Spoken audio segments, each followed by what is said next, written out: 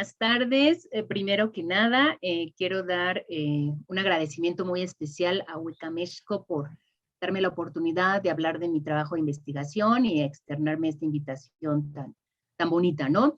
Pues mira, mi nombre es Raquel Cecilia Muñoz Cruz. La tesis a la que yo trabajé se llama Identidad Organizacional en la Subcontratación y Outsourcing Laboral. 2 estudios de caso de maquila de nóminas. Esta tesis fue para obtener el grado en doctora en estudios organizacionales por la Universidad Autónoma Metropolitana. Descripción de la tesis. El link de descarga de la tesis se encuentra en la descripción. La tesis en sí habla del outsourcing y su contratación laboral, como bien lo dice su nombre, y el interés por hablar de estos temas surge porque yo en mi vida laboral, cuando estaba iniciando mi vida laboral primeramente, yo trabajé en un call center y era una trabajadora subcontratada, ¿no? En donde vi, para empezar, era muy joven y vi muchas cosas que no me gustaron. Entonces, posteriormente entré a la universidad, empecé como a comprender un poco más acerca de qué es lo que pasaba en este mundo laboral y de qué realmente se trataba estos temas, ¿no? Este tipo de estrategias empresariales que era el outsourcing y la subcontratación.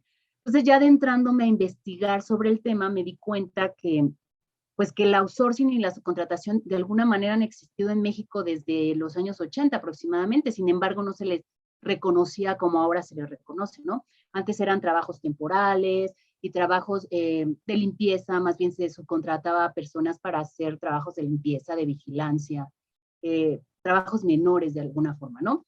No tan afocados o no abarcaban como trabajos especializados de las empresas, de las organizaciones.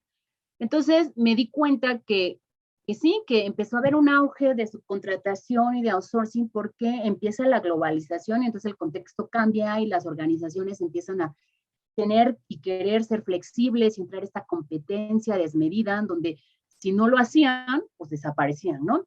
Y empezaron, y sí, hubo mucha desaparición de micro, mediana empresa, y bueno, las que quedaron, pues empezaron a intentar aplicar el outsourcing y la subcontratación como medidas de flexibilidad, ¿no?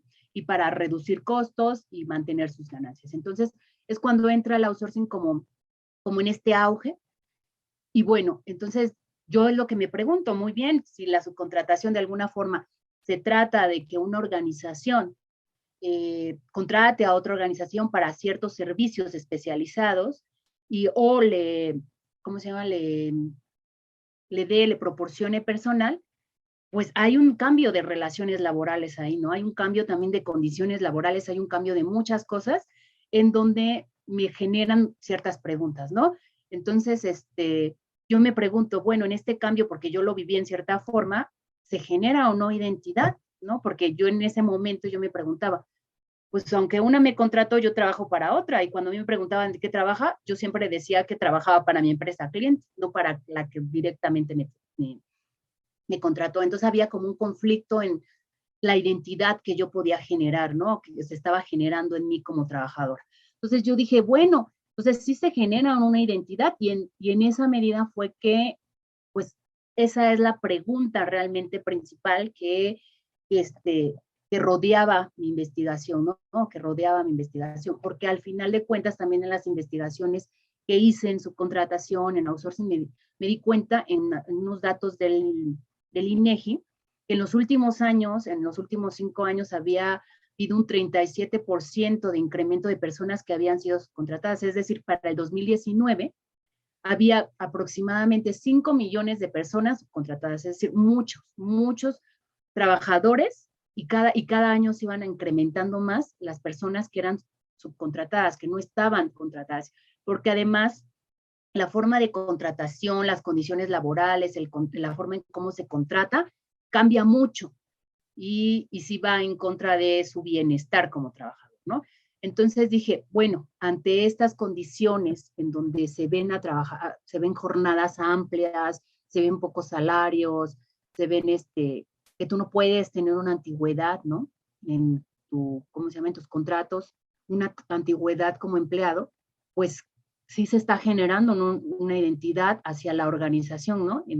Tú como trabajador subcontratado. Entonces, esa fue la pregunta que guió la investigación. Bueno, y el objetivo entonces, pues, estaba alrededor de identificar, interpretar y comprender todo este sentido subjetivo de los trabajadores para ver si se generaba o se construía identidad en esta subcontratación y outsourcing laboral por medio de estos factores culturales que se dan en las organizaciones, o las relaciones de poder, de control, ¿no?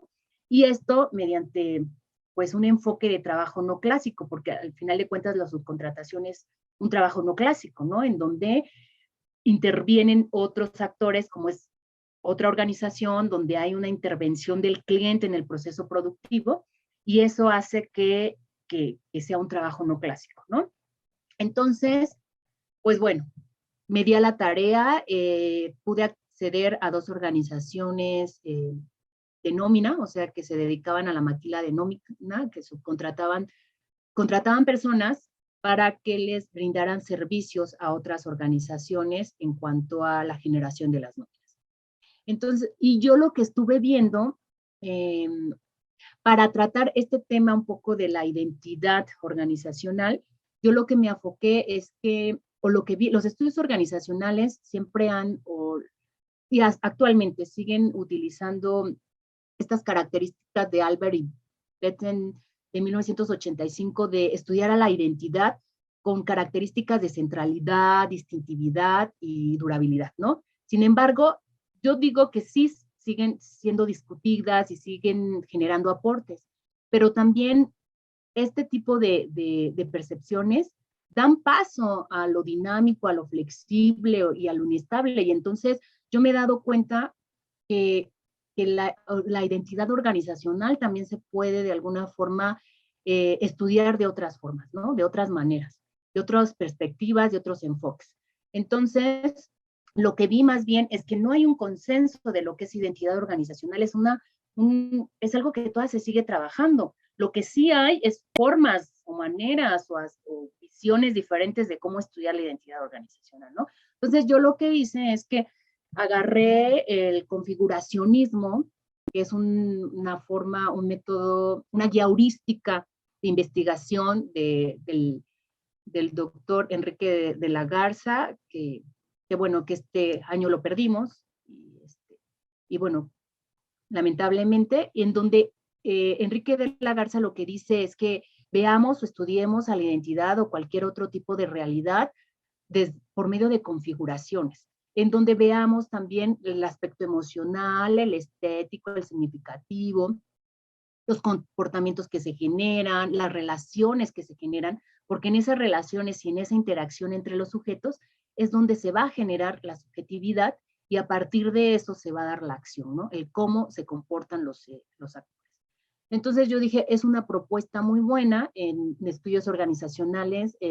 Lo que investigué es que no había ninguna investigación que se apegara al configuracionismo para explicar cómo el fenómeno, la realidad en la que estaban viviendo, y entonces dije, pues voy a investigarla de acuerdo a este configuracionismo por medio de una configuración subjetiva, porque yo lo que quería tratar de obtener pues eran estos significados, ¿no? Estos valores de las personas, lo que me daba para que yo pudiera ver si se generaba o no identidad, pero también el configuracionismo se guía mucho, su base del configuracionismo es que cruza tanto lo estructural, o sea, las estructuras, como presionan al sujeto para que de esta forma se dé esta subjetividad, estos significados, y de acuerdo a eso tenga agencia el sujeto, ¿no? Pueda actuar. Y bueno, empecé a investigar conforme a esta guía heurística, y por medio de esto hice mis entrevistas. Y bueno, encontré una serie de cosas, ¿no? Realmente las condiciones laborales en las que trabajan estos empleados son malas, hay salarios bajos. Sí hubo una diferencia entre las dos organizaciones que yo investigué, pero en general ellos convergen en que las condiciones son malas, los salarios son bajos, las jornadas son extensas, algunos no pueden generar antigüedad, los trabajadores se quejaban mucho porque no hay no tienen una vida social, no pueden tener, porque hay trabajos, más bien ellos al ser subcontratados, tienen muchos clientes, se les asignan una gran cantidad de clientes en donde tienen que generarles nóminas y reportes. Entonces, trabajan simultáneamente con varios clientes y los clientes, todos los trabajadores se quejan del control que ejerce los clientes hacia ellos. A pesar de que no son los que los contratan directamente, se inciden mucho de una gran manera en el trabajo productivo que ellos hacen, ¿no? Y entonces, pues son personas que se la viven trabajando, que tienen que generar mucha información y que tienen la presión constante de los clientes ahí de necesitan su información, necesitan sus nóminas, y si no, están acusándolos con los jefes directos. Entonces, sí viven muy estresados, precisamente por sacar el trabajo tienen que pues salen a horas muy tardes de sus casas, del trabajo, y además los recorridos entre el trabajo y la casa son muy amplios, son muy grandes, entonces se exponen a peligros, a la inseguridad de la ciudad. Hay muchas cosas que ver atrás, ¿no? No pueden generar antigüedad porque a veces les van renovando el contrato para que no generen esa antigüedad, no reciben utilidades, están muy vigilados, control los monitorean de manera electrónica, por vigilancia, de manera directa.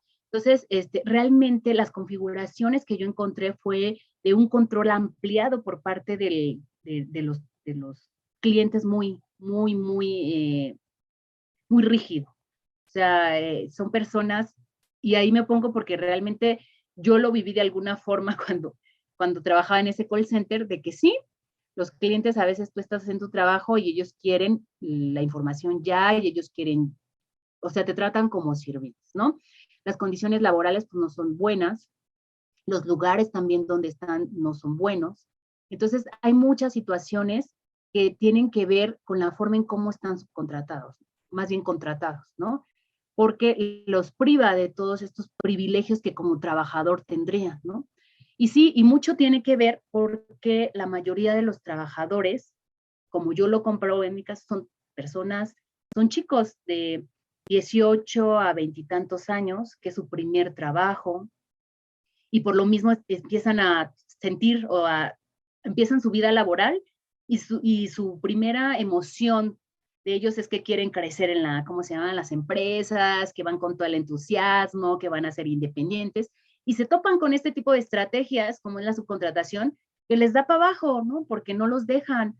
Realmente, y ellos piensan que toda la vida laboral va a ser así, ¿no? Y están buscando la forma de salirse de ahí y ser contratados de manera directa, porque sí, ser un trabajador subcontratado es el doble hasta el triple del trabajo y la mitad del sueldo, ¿no? Por lo puedan tener, condiciones muy deplorables, control muy amplio. Entonces, pues pierden esa vida y los manejan bien, los moldean bien ese tipo de trabajos, porque como digo, son personas pues, jóvenes que no tienen experiencia y que tienen todas las ganas. Y al final de cuentas, el trabajo se vuelve rutinario.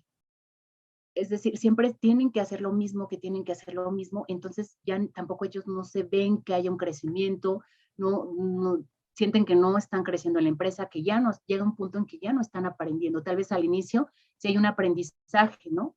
Porque pues los capacitan para hacer ciertos procesos, pero una vez que ya los aprenden y que tienen que hacerlos y repetirlos y repetirlos y repetirlos, eso se vuelve monótono, rutinario, y ellos ya sienten que no están creciendo, que no, y además es muy difícil que puedan ascender a puestos más arriba. Entonces lo que pasa es que en este tipo de empleos también hay mucha rotación laboral, ¿no? Entonces, precisamente porque la presión es mucho y las condiciones laborales pues, son muy precarias.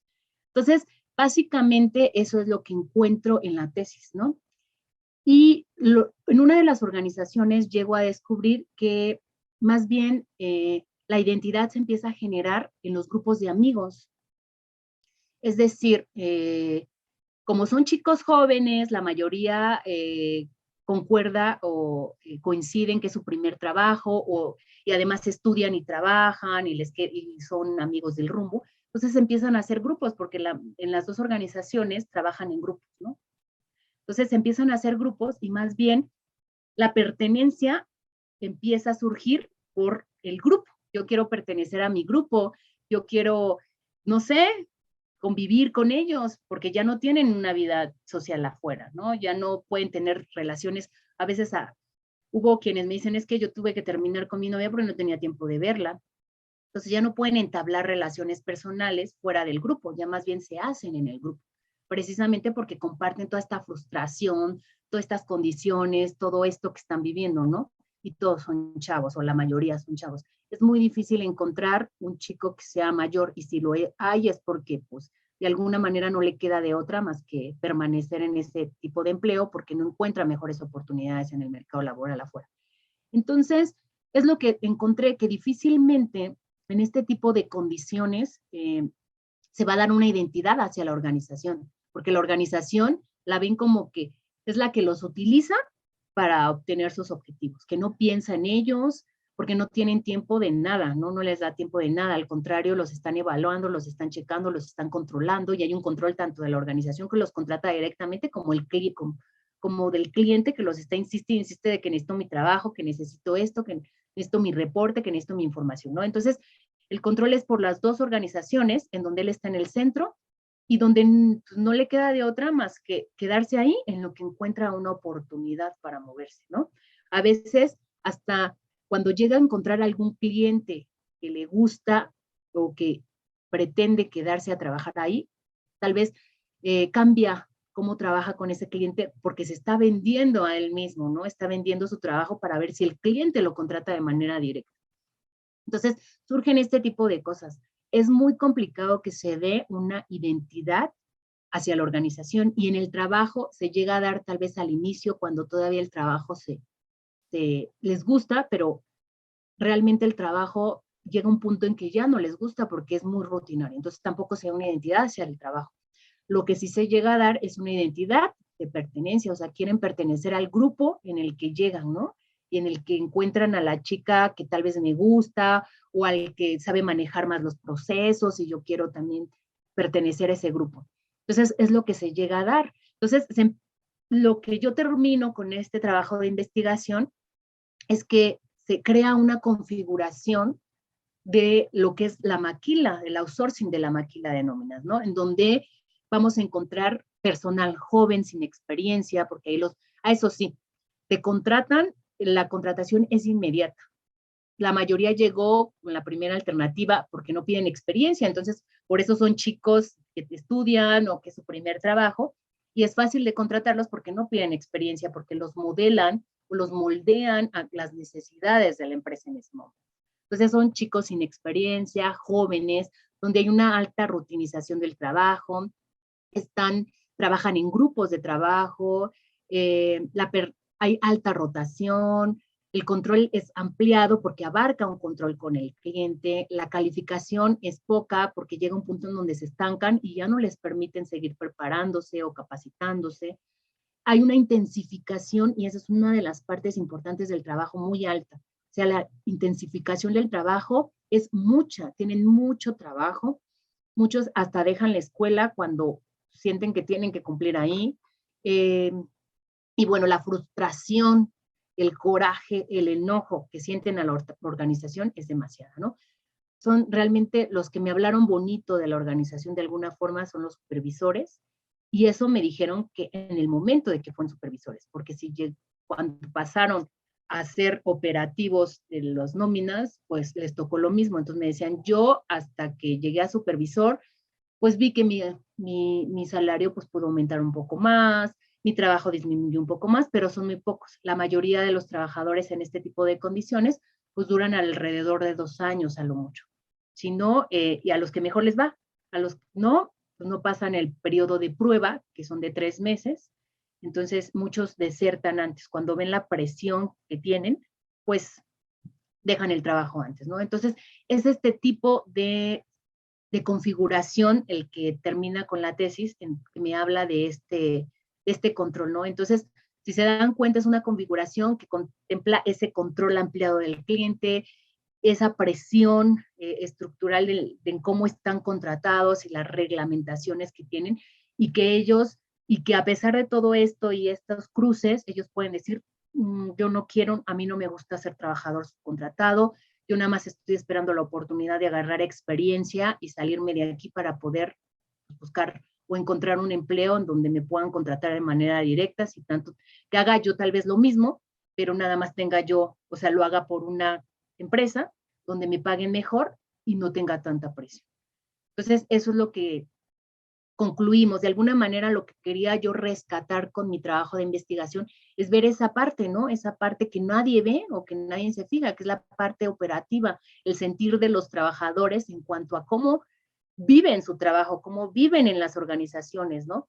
Y es feo encontrar este tipo de situaciones, porque al final de cuentas, pues, ¿quién hace las organizaciones sino los trabajadores, ¿no?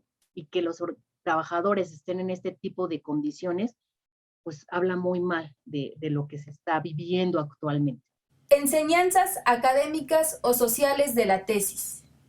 Primeramente, rescato dos principales, ¿no? Al área de estudios organizacionales, que es de la que hice mi investigación, yo rescato que de alguna forma, pues yo estoy proponiendo o estoy dando conocimiento, aportes en cuanto a la línea de investigación de vida simbólica en las organizaciones, y específicamente pues, lo que pasa, ¿no? En las organizaciones dedicadas a la subcontratación y el outsourcing. Además, pues al yo afianzarme, o bueno, yo apoyarme del configuracionismo, pues en el análisis de esta identidad organizacional, pues también introduzco otro tipo de perspectivas teóricas metodológicas en las que se puede abordar la realidad, ¿no? Que se está viviendo, como es el configuracionismo, que, que se apoya de este cruce entre estructuras, subjetividades y acciones, y que al menos en mi caso me pudo ayudar a explicar de mejor forma lo que yo quería dar a entender, ¿no? Y bueno, en la subcontratación y outsourcing, uno de los aportes sociales importantes es que desde el año pasado y este año, aquí en México se dio una discusión en cuanto a este tema del outsourcing. Porque, pues, como bien conocen, el presidente de la República, el señor Andrés Manuel López Obrador, bueno, el presidente Andrés Manuel López Obrador, pues, propuso en noviembre del año pasado que se eliminara el outsourcing en este tipo de prácticas, ¿no? Y esto originó, pues, un montón de situaciones, porque, pues, al menos el sector empresarial, pues, alzó el grito y dijo no, porque esto iba a traer muchas consecuencias. Y sí, al final de cuentas, si nos regresamos un poquito, esos 5 millones de personas contratadas que iban a hacer, ¿no?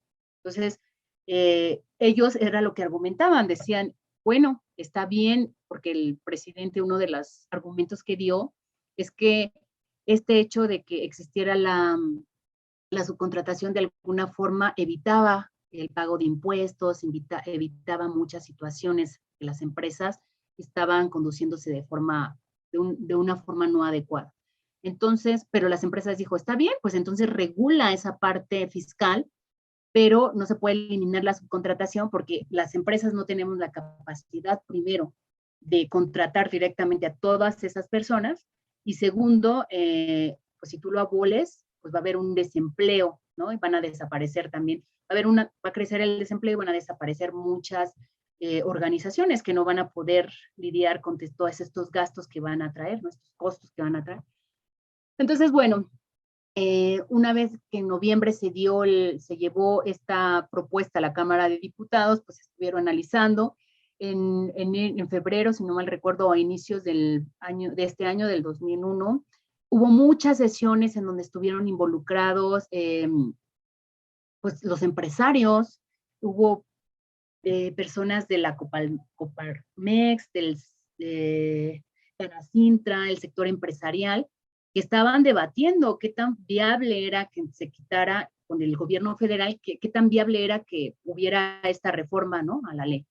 Y bueno, al final de cuentas, pues como ustedes ya lo saben, sí se eliminó el outsourcing, la subcontratación, pero nada más se dejó o se permite para aquellos trabajos especializados, ¿no? Que no sean fundamentales o que no pertenezcan a aspectos fundamentales del trabajo de las empresas. Y además, si las empresas que iban a laborar, o que iban a laborar, perdón, o que iban a subcontratar, bueno, van a ejercer esta estrategia de la subcontratación, deberían estar registradas ante un padrón de empresas dedicadas a ese tipo de actividad. Y si no, pues hay una serie de sanciones. Sin embargo, bueno, aunque se está dando pasos, ¿no? Y esto ya es, no sé, pequeños pasos para una mejor reforma, para intentar evitar este tipo de estrategias que al final de cuentas están sobajando, que están maltratando, que no están cuidando al trabajador y que van en contra de la Ley Federal del Trabajo y de todos estos organismos que protegen al trabajador, pues todavía nos falta un largo camino, todavía nos faltan muchas cosas más. Las maquiladoras, por ejemplo, son un ejemplo claro de este tipo de maltratos hacia los trabajadores, ¿no? Y de la subcontratación y de este tipo de condiciones en las que trabajan, ¿no? Entonces, pues sí, bien, se están poniendo las bases, sin embargo, siempre va a haber empresas que intenten salirse con la suya, que creen nuevas estrategias, que hagan las cosas escondidas. Sin embargo, creo que pues empieza un camino, al menos en que permite fijar la mirada a este tipo de situaciones, este tipo de estrategias, que no son buenas para el trabajo, para las organizaciones, para los trabajadores, para la gente, ¿no? Entonces, ese al final de cuentas creo que fue el aporte tanto académico como social de mi tesis, que habló de un tema que se estaba discutiendo actualmente, que venía escondiéndose a pesar de que ya tenía muchos años atrás, pero que bueno, que al menos reflejó un poquito o visualizó un poquito de lo que realmente viven los trabajadores dentro de las organizaciones contratados en este tipo de estrategias, ¿no? Y bueno, eso sería la parte de contribución de mi trabajo de investigación. Enseñanzas personales o experiencias de la tesis. Bueno, a raíz de toda esta tesis que duró alrededor de unos 4 añitos, un poquito más, por el tema de la contingencia sanitaria del COVID, pues me trajo muchas enseñanzas, tanto académicas, profesionales, personales, porque uno se centra realmente, tal vez no los 4 años en sí, porque tienes materias, tienes otros compromisos académicos pero sí la vida del investigador es muy dura, ¿no?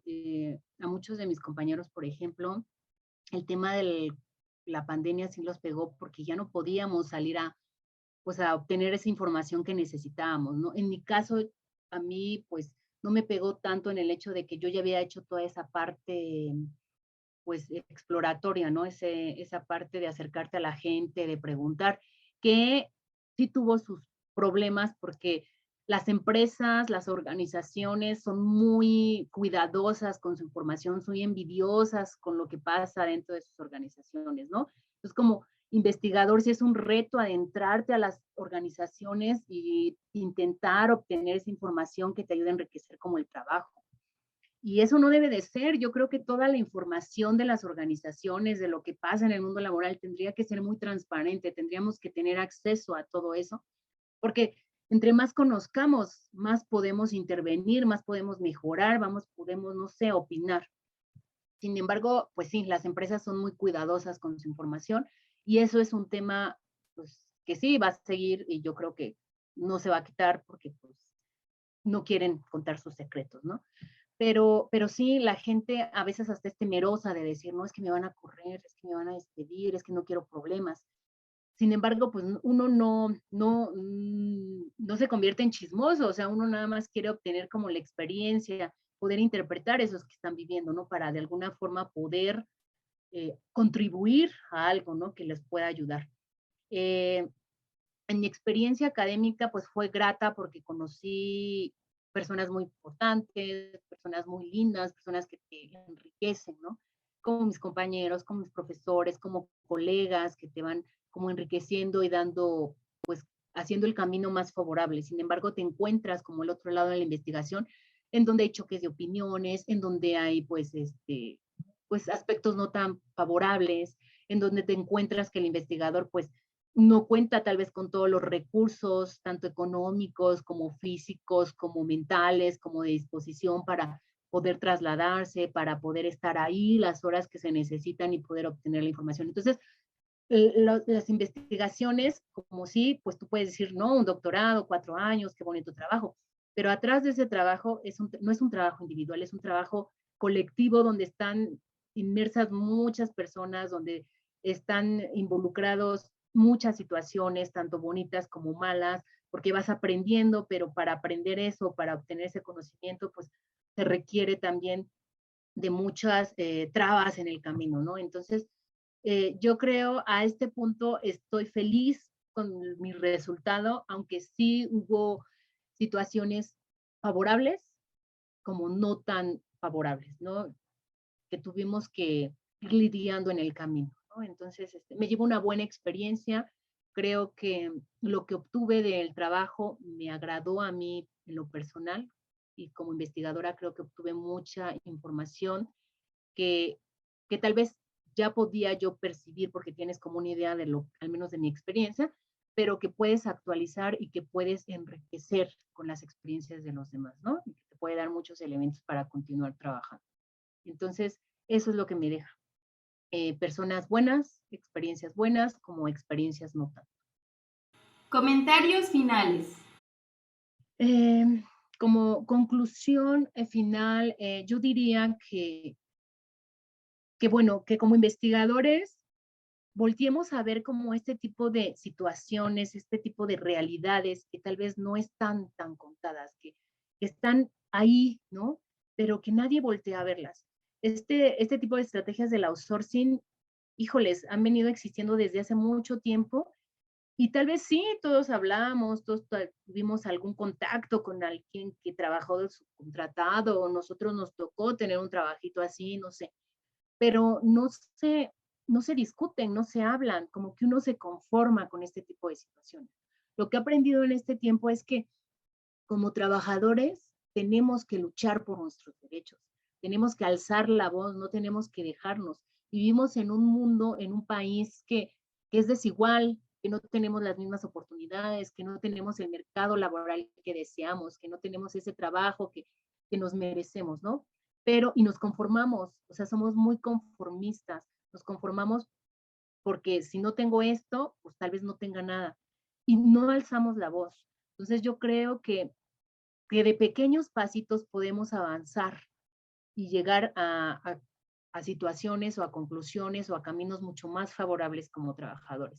Más que nada pensando en las nuevas generaciones que vienen, ¿no? No repetir este tipo de situaciones y buscar otras alternativas como trabajadores, ¿no? Como personas que nos merecemos. O sea que yo te puedo decir, son 4 años de mi vida que me la dediqué investigando algo y tal vez yo siento que necesitaría una buena gratificación porque no va a compensar mis horas de cansancio, ni mis horas de desvelo, ni mi tiempo, ¿no? Que le dediqué. Entonces hay que saber valorarnos como trabajadores para de esta misma forma, pues, promocionarnos y esperar una gratificación, unas buenas condiciones porque nuestro trabajo lo merece, ¿no? Entonces, más que nada alzar la voz, no dejarnos y como investigadores, pues voltear a ver todas esas realidades que necesitan ser contadas, que necesitan ser analizadas, estudiadas, para que se tomen en cuenta y haya pues mejores alternativas en un futuro, ¿no? Que podamos poner ese granito de arena como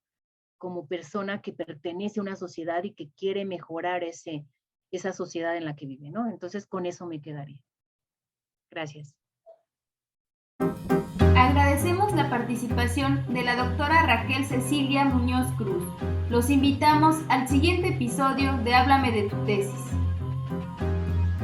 Producción: Flor Idalia Estopier Antonio, Eric Giovanni González Cruz. Edición de audio y video: Neshtia Imagen.